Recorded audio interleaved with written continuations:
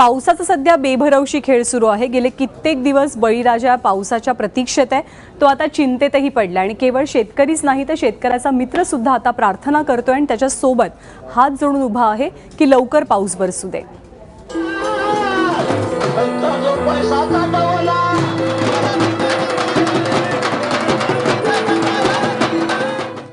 सजलेल्या बैलजोड्या आणि गावात निघालेली फेरी पाहून बैलपोळा आहे की काय असा भास खरं तर कुणालाही होईल।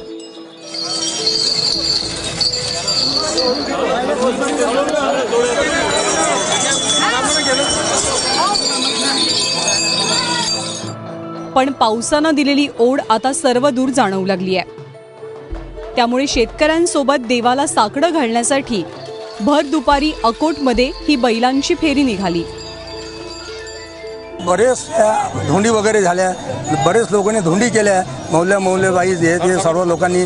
पण असं आहे की पाऊस अजून काही गळलेला नाही, तर त्या हिशोबाने आम्ही बैलांच्या साक्षीने पाण्याला हाक मारण्यासाठी आम्ही हा कार्यक्रम नियोजित केलेला आहे।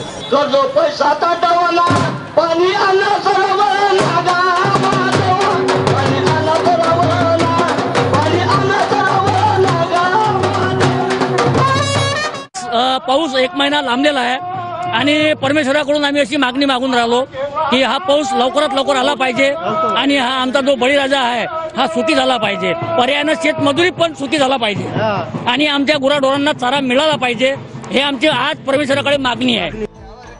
शेतकरी संकटात आहेच, पण त्यातही त्याला काळजी त्याच्या जनावरांची आहे। जवळपास 60च्या वर बैलांसह फेरी काढण्यात आली। काय झालं की बैलांचा जो साठा असते घरात, शेतकऱ्यांनी जो साठा भरलेला असते त्या साठा संपलेला आहे आणि रोडने कुठंच गवत वगैरे हिरवा चारा कुठंच काही दिसलेला नाही। आणि त्या हिशोबाने आम्हाला आमच्यापेक्षाही आपण काही करू, पण मुख्य जनावरांचं कसं होईल या दृष्टिकोनातून आमच्या सर्वांचं लक्ष शेतकऱ्यांचं जनावरांकडे लागलेलं आहे। जूनमध्ये पावसाला खरं तर बरी सुरुवात झाली, पण त्यानंतर पावसानं ओढ दिली आहे। याच पावसाच्या भरवशावर बळीराजानं पेरण्या केल्या, पण आता अनेक ठिकाणी पिकांनी माना टाकल्यात। दुबार पेरणीचंही संकट आहे। अशा वेळेला देवाचा धावा करण्याशिवाय दुसरा कुठलाही पर्याय शेतकऱ्याला समोर दिसत नाहीये।